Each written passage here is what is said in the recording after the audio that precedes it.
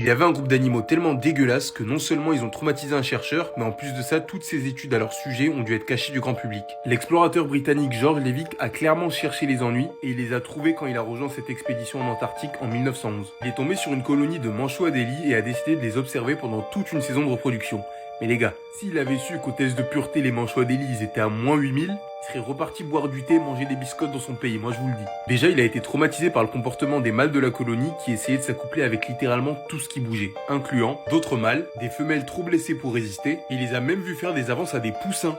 Des mineurs, les gars. Et si seulement c'était tout. Il y a plusieurs cas où notre George a observé un manchot mal en point s'accoupler avec un cadavre en décomposition. Le pire, c'est que comme avec les loutres de mer, les mâles se battent pour avoir l'honneur de tuer le cadavre. Quand je dis tuer, je parle pas de mise à mort. Pour voir jusqu'où ils iraient, il a pris la tête d'une femelle qui a été décapitée, l'a mise sous un morceau de glace, et là, c'est le point de non-retour. Le mâle s'est accouplé avec le morceau de glace jusqu'à la fin.